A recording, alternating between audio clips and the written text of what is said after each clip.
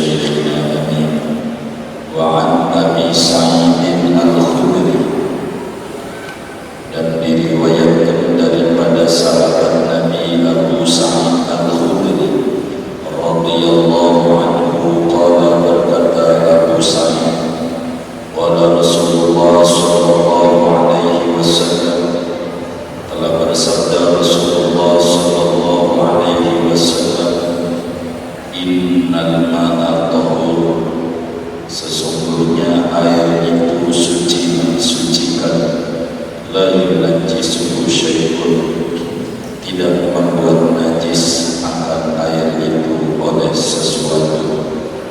Akhrajahu salasatu mentakhrij meriwayatkan akan ini hadis oleh 3 imam hadis wa sahahahu Ahmad dan menghukumi sahih akan ini hadis oleh Imam Ahmad bin Hanbal.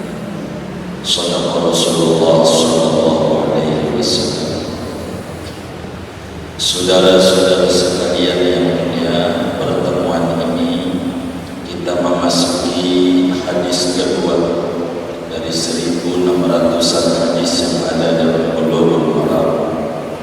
Hadis kedua ini diriwayatkan seperti dituliskan oleh Imam Ibnu Hajar Al-Asqalani, oleh Imam Abu Dawud dalam sunannya.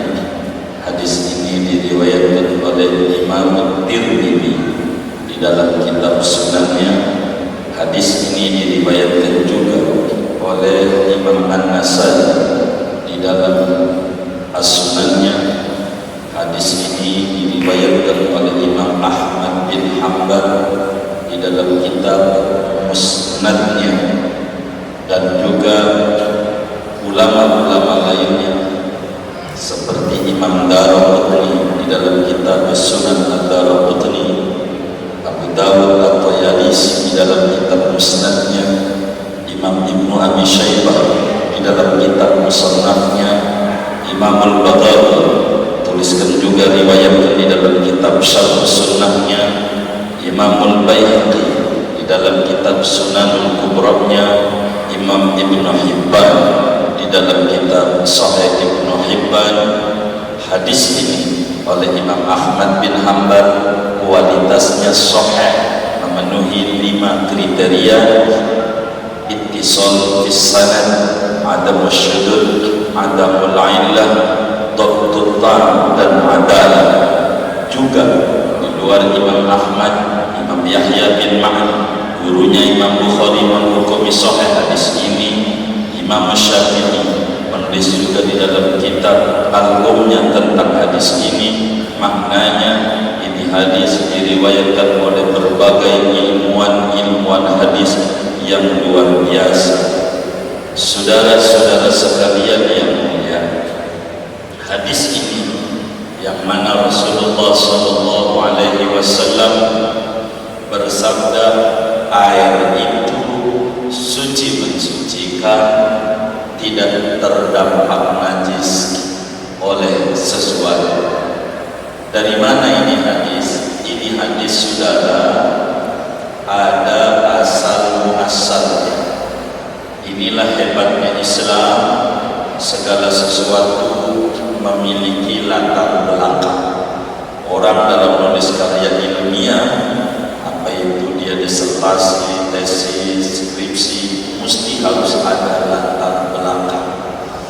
Asbabul wurud, penyebab memilih itu judul. Kalau kita penyebab Rasulullah sallallahu alaihi wasallam bersabda, para sahabat saudara yang jumlahnya 124.000 orang adalah seorang muslim yang sangat-sangat luar biasa.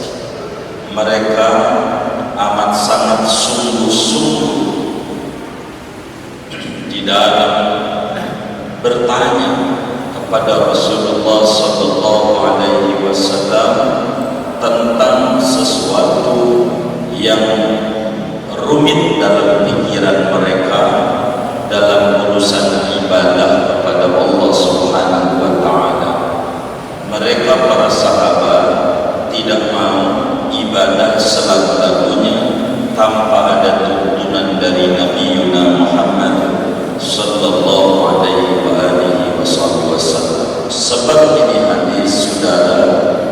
dulu di Madinah ada sumur namanya Sumur Butoha. Di Madinah ada sumur namanya Bi'ru Butoha, dan boleh dibaca Bi'ru. Ada sumur di Madinah di perkampungan Bani Sa'idah.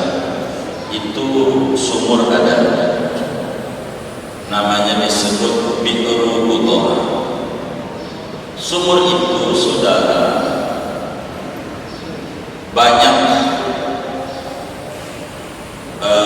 bekas-bekas penutup perempuan haid. Kalau orang sekarang softtek, banyak masuk softtek ke situ, anti kerut, anti bocor, ekstra panjang. Begitu. Ada softtek masuk ke situ banyak. Di sumur itu juga ada daging bangkai anjing, juga ada dalam sumur itu. Dan begitu juga banyak sampah-sampah yang berbau busuk resminya masuk dalam sumur itu. Artinya sumur ini banyak sampahnya. Mana sampahnya?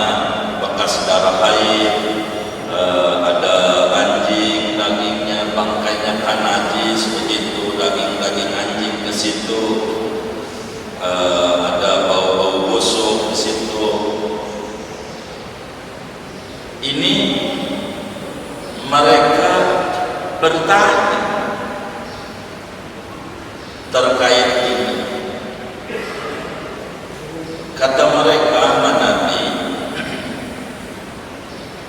ana tawaddahu min Bi'ri Butoha ya Rasulullah.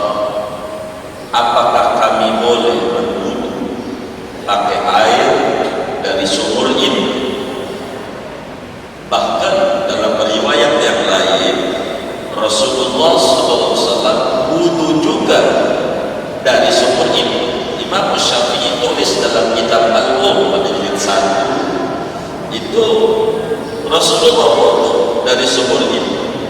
Ada juga sahabat yang keheranan, kok wudu dari sini? Kita harus jelasin dulu tentang kondisi sumur ini. Saudara, kata Imam Al-Khattabi di dalam kitab Ma'alimus Sunan, begitu juga Imam Jalaluddin As-Suyuti di dalam Syarah An-Nasa'i Zahrul Ubah, menjelaskan jangan sampai ada orang berpikiran para sahabat itu berkehidupan jorok. Tidak. Sudah menjadi adat manusia, jahiliyah maupun Islam, muslim maupun kafir, non muslim, semuanya berbicara air, menjaga betul air. Negara aja jangan buang sampah di kali. Itu sudah menjadi adat umum. Lebih-lebih para sahabat Rasulullah SAW, orang yang punya keapikan amat sangat luar biasa. Kenapa ini sumur ada bekas bahasa kita orang softtek? Kenapa ini ada sampah? Begitu. Ada apa? Sumur ini, saudara, Bi'ru Butoha ini adanya rada turun, lembah. Jadi bentuknya turun tanahnya. Jadi sehingga terbawa oleh air hujan, berbagai sampah masuk ke sini. Ini penyebab kenapa sumur itu ada kotoran. Itu satu penyebab. Yang kedua, ada orang munafik. Kata Imam Al-Qaffal, Al-Imam Al-Umrani tulis dalam Al-Bayan, itu ada juga orang munafik suka gangguin muslim. Jadi udah tahu dipakai wudu, lalu ditaruhin begini. Itu begitu. Ini penyebab sumur itu kenapa ada kotorannya. Kedua, supaya kita memahami. Ini sumur, kata Imam Abu Dawud di dalam Sunan Abu Dawudnya, seorang tabi'in bertanya tentang kondisi sumur ini, dalamnya seberapa sumur ini, dalam airnya. Dibilang dalamnya sepinggang orang dewasa. Jadi kalau sepinggang orang dewasa berapa itu? Semeter lebih dalamnya. Dalam itu begitu, dalam airnya dari dasar itu dalam banget begitu. Kalau lagi kurang, lagi sedikit, ini separuh air itu 60 sentian. Kalau kemudian itu lagi sedikit air, singkatnya sumur itu sudah berair dengan air yang banyak, begitu bahasa kita, di atas 216 liter air, atau bahasa kitanya di atas 2 bulan isi sumur itu. Sumur itu airnya banyak, 2 bulan. Standar dalam Islam, air disebut banyak atau dikit adalah 2 bulan. 2 bulan itu 216 liter air. Bila di atas 216 liter air itu banyak, bila kurang dari itu namanya kategorinya air sedikit. Ini sumur di Toha, airnya banyak, ada najisnya. Sama seperti kemarin hadis nomor 1, sahabat bertanya, air kali, air laut itu ada bangkai di laut, ada bangkainya, begitu di laut namanya, macam-macam. Ini juga ada bangkainya, tapi airnya enggak berubah ya, walaupun ada kotorannya, normal air, normal, rasanya enggak berubah, baunya enggak berubah, warnanya tidak berubah. Para sahabat ini bingung, dan mereka tidak mau ibadah tanpa ada bimbingan dari Rasulullah Shallallahu Alaihi Wasallam. Sehingga para sahabat bertanya, ya Rasulullah, ini bagaimana saya wudu pakai air, airnya banyak, ada kotorannya, tapi tidak bau airnya, rasanya tidak berubah, warnanya juga tidak. Bolehkah saya wudu pakai air kayak begitu? Maka Rasulullah Sallallahu Alaihi Wasallam menjawab dengan jawaban yang luar biasa. Kata Nabi, innal ma'a tahur la yunajjisuhu syai'. Kata Nabi, air itu sungguh, pakai iman, sesungguhnya, bahasa Betawi itu kasarnya suwe, sungguh, kata Nabi, air itu, air yang mana? Air yang banyak. Maka bahasa hadisnya innal ma'a, pakai al lil kamal, maknanya lil kasrah, innal ma'al katsira, sesungguhnya air banyak itu suci, mensucikan, tidak berpengaruh meski ada najis, yang penting tidak berubah. Maka kayak air Cisadane, kali Cisadane disebut kali Jabotabek, jalma kebo tai bebek kumpul di situ, dipakai wudu boleh, gak ada apa-apa. Kata siapa? Kata Nabi Muhammad Sallallahu Alaihi Wasallam. Namun saudara, kalau kita membaca hadis ini yang diriwayatkan oleh seorang sahabat besar Rasulullah. Nabi kan punya murid 124.000 orang murid bergelar sahabat. Salah satunya Abu Sa'id Al-Khudri. Nama aslinya Sa'ad, punya anak tua yang bernama Sa'id, disebut babanya Sa'id. Nama aslinya Sa'ad bin Malik bin Sinan bin Sa'labah bin Ubaid bin Khudri. Maka Abu Sa'id Al-Khudri orang asli Madinah, keturunan Ansar. Abahnya yang namanya Malik gugur waktu perang Uhud, wafat di Uhud bersama Sayyidina Hamzah. Waktu mau perang, Abu Sa'id Al-Khudri diajak oleh abahnya karena ingin ikut perang Uhud. Kata Abu Sa'id, ya Rasulullah, saya pengen ikut perang melawan itu musuh-musuh Islam. Kata abahnya, bocah ya Rasul, bocah.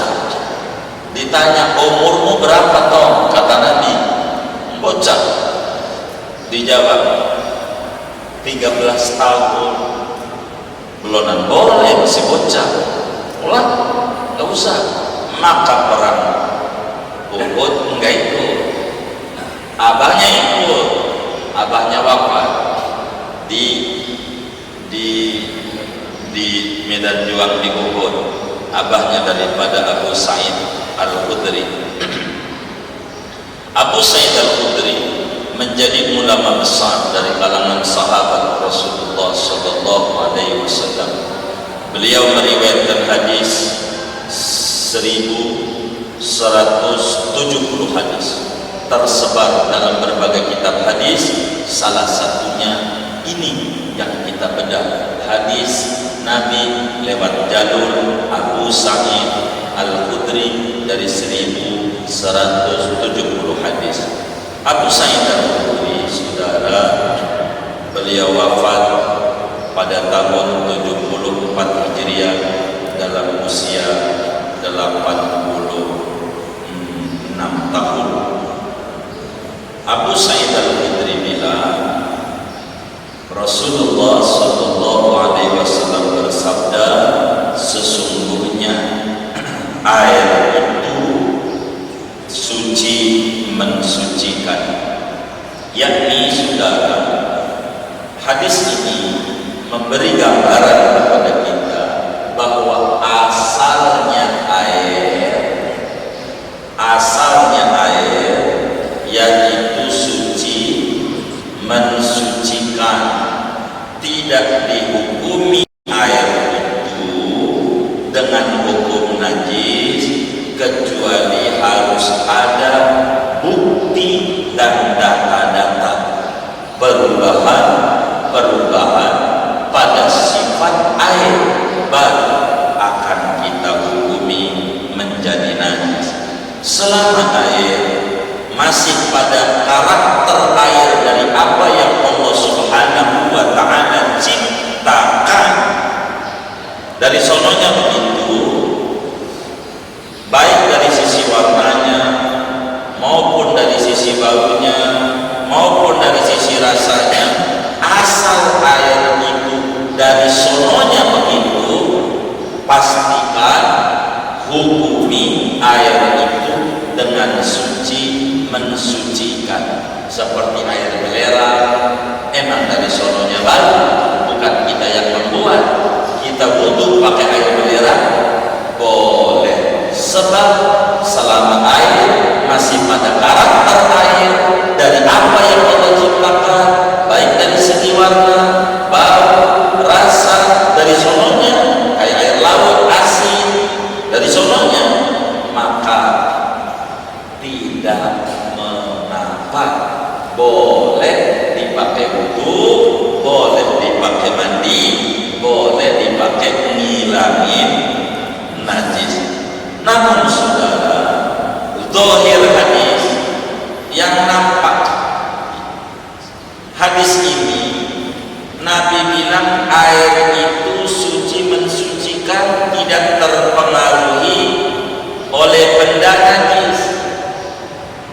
mau dikit mau banyak, begitu nampaknya. Tapi enggak, ini ada dua kaidah. Ulama-ulama mazhab ada dua sorotannya. Imam Malik menyorotinya pada kunci berubah atau tidak. Begitu. Bila tidak berubah, maka ayat itu masih suci mensucikan. Maka dalam rumus Imam Malik dan diikuti oleh pembesar mazhab Syafi'i Imam Ghazali, enggak ada ayat mustahmal. Begitu. Namun Imam Syafi'i dan para kubar Syafi'iyah, hadis ini ada dua taksis yang harus dia bedah. Yang pertama, ayat itu sedikit atau banyak. Yang kedua, berubah atau tidak. Karena dari hadis ini nggak boleh kita ngaji one day one hadis, nggak boleh. Satu hari satu hadis, nanti bakal bermasalah. Gitu. Ini hadis belum tuntas. Kalau ngomongin ayat, tuntasin seluruh hadis ayat. Ada hadis ketiga di lanjutannya. Kata Nabi nih, dari hadis Abu Umamah, tapi saya belum bedah hari ini. Nanti sebagai penegas hadis ini. Hadis ini cuma Nabi bilang, ayat itu suci mensucikan, tak terdampak dengan adanya najis. Tapi nanti di depan, kecuali bila berubah. Ini kecuali bila berubah ini namanya mentaksis, memberi garis merah tentang hadis ini. Hendak mutlak, hadis ini mutlak, mau berubah mau tidak masih suci mensucikan. Tidak begitu pemahaman para ulama, karena hadisnya bukan satu doa, harus ada hadis yang lain. Yang nomor 3 nanti kita bedah. Kalau hari ini takut enggak keburu saya bedahnya. Jadi zahir hadis kita ini hadis umum, saudara. Air kalau dari zahirnya tidak menjadi najis dengan kejatuhan najis pada ayat itu. Mau berubah mau tidak. Namun maksud hadis ini adalah apa yang pada hadis ketiga kan maksudnya. Sebentar lagi kalau kita bedah, air banyak itu, maksud hadis ini, air banyak itu masih suci mensucikan walaupun ada najis, dengan catatan tidak berubah. Sehingga kalau sampai berubah air itu dengan sebab kejatuhan najis dan airnya banyak, maka air itu menjadi najis. Karena dengan perubahan itu air keluar dari keadaan tahur, suci mensucikan. Hadis ini, saudara sekalian yang mulia, memberi pengertian dalam kitab mazhab Imam Syafi'i bahwa air terbagi 3. Air terbagi 3. Yang pertama tahur, suci lagi mensucikan. Artinya buat minum boleh, masak boleh, wudu boleh, mandi boleh, ngilangin najis juga boleh. Itu namanya tahur, air suci mensucikan. Dari dohir hadis itu baca. Kedua, ada air namanya tahir, suci doang, tidak suci mensucikan. Buat makan boleh, minum boleh, masak boleh, wudu enggak boleh. Air model apa? Teh manis, jangan wudu, jangan cebok pakai teh manis, semutan. Begitu, benar kan? Begitu. Kopi jangan, Sprite, Coca-Cola, ini namanya tahir, suci doang. Yang ketiga, ada air tidak suci, tidak mensucikan, yang disebut air najis. Air najis. Mana air najis? depan keterangannya, yaitu air banyak terkena najis dan berubah, atau air sedikit terkena najis meski tidak berubah.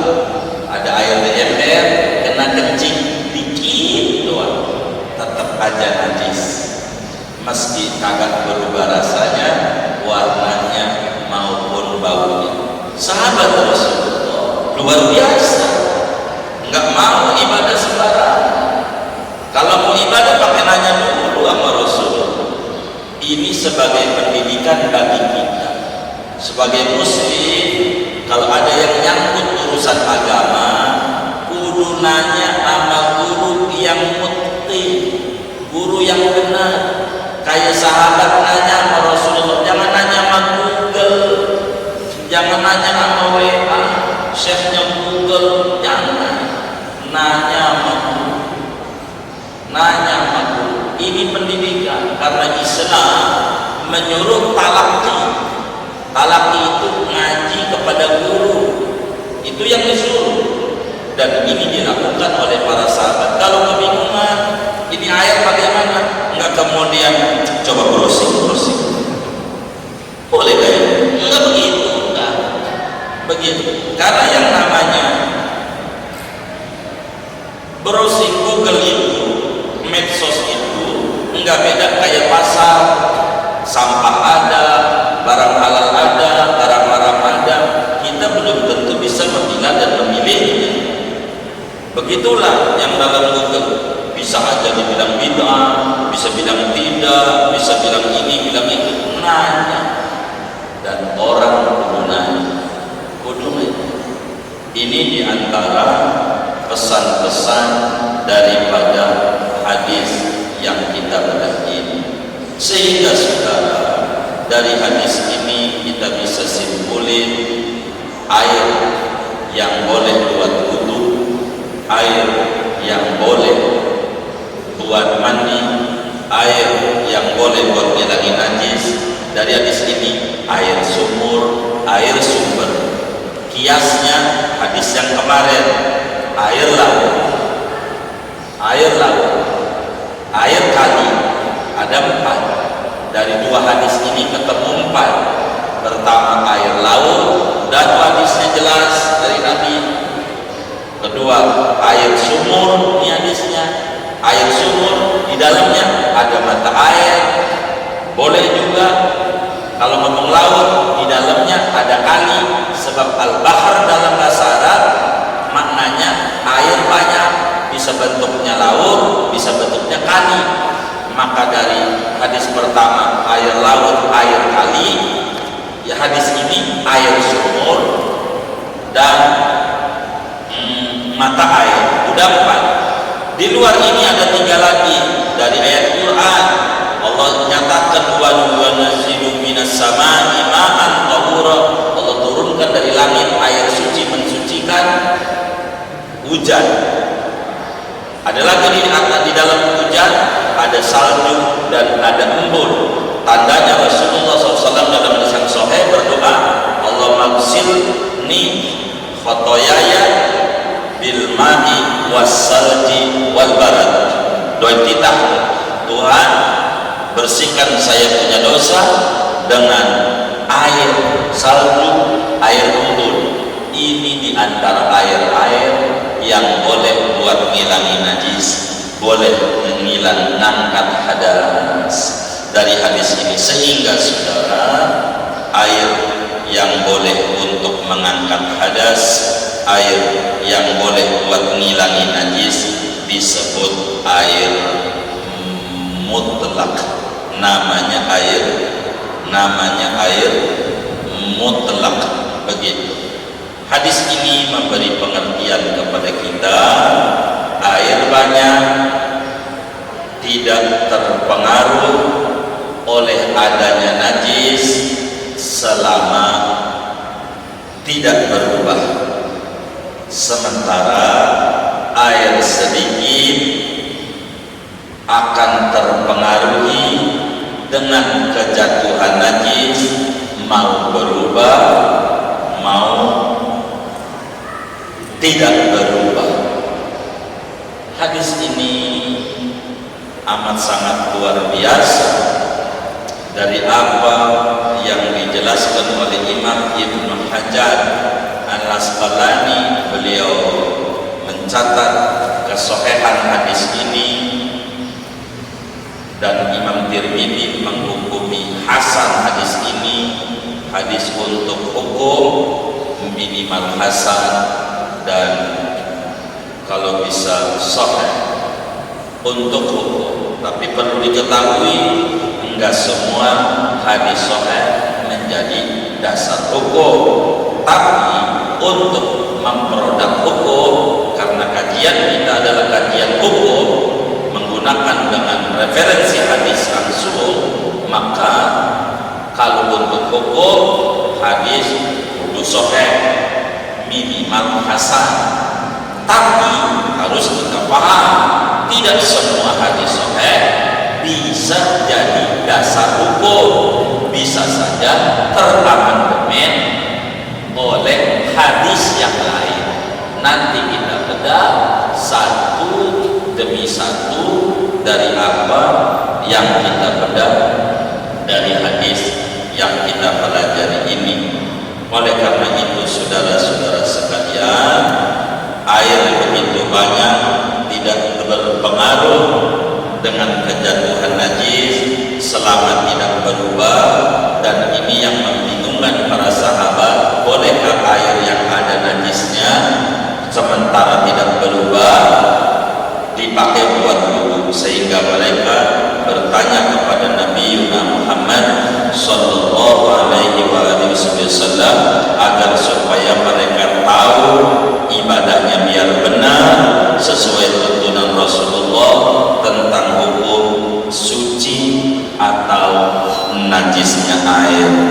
Luar biasa para sahabat-sahabat Rasulullah di dalam peduli, teliti, detail, hati-hati dalam urusan ibadah.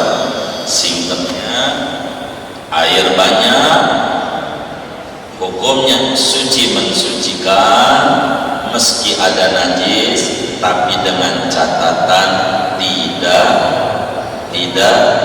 berubah. Maka dalam wudu, coba Rasulullah didik kita untuk mengecek karakter air 3 pintu. Itu wudu tentu yang wajib wajah, tapi sebelum wajah ada 3 rangkaian pembuka: cuci tangan, kumur, hidung. Apa ini cuci tangan? Biar tahu kondisi air lengket apa tidak, itu ketahuan dari sana. Kedua, pakai mulut biar tahu rasa air, itu lagi ngecek. Kemudian pakai hidung biar tahu bau air. Oh, airnya udah 3 pengecekan. Nah, ini suci mensucikan. Boleh buat wudu, boleh buat mandi, boleh buat ngilangin najis. Tapi ingat, yang kedua Nabinya bilang air itu suci mensucikan. Maknanya benda cair selain air tidak bisa suci mensucikan. Saudara pakai wudu pakai minyak goreng di moli enggak boleh begitu, karena bukan air. Begitu benda cair enggak boleh, karena ma'ya benda cair non air tidak suci mensucikan. Maknanya tidak boleh buat wudu, tidak boleh buat mandi, tidak boleh buat ngilangin najis. Dari mana? Nabinya bilang innal ma'a, bukan innal ma'i'a. Itu menunjukkan bahwa benda cair selain air tidak suci mensucikan. Ini makna daripada hadis yang kita harus bedah. Tidak bisa kita ngaji hadis dari terjemah langsung, harus ngaji biar tahu duduk hadis itu kayak apa. Dan ini yang kemudian muncul, ada madhab Hanafi, madhab Hambali, madhab Syafi'i. Ini karena memahami hadis dengan hafalan mereka yang ratusan ribu hadis, memperodok namanya disebut hukum Islam, supaya kita betul-betul faham tentang kedudukan satu sabda Nabi. Nabi itu saudara, kalamnya kalam baligh, omongannya singkat tapi padat. Itulah Nabi, omongannya dikit tapi kandungan maknanya begitu luas dan begitu banyak. Mudah-mudahan Allah beri kita semua pemahaman yang bagus tentang kalam Allah dan kalam Rasulullah. Amin ya rabbal alamin. Segini dulu, ada yang ditanya mungkin.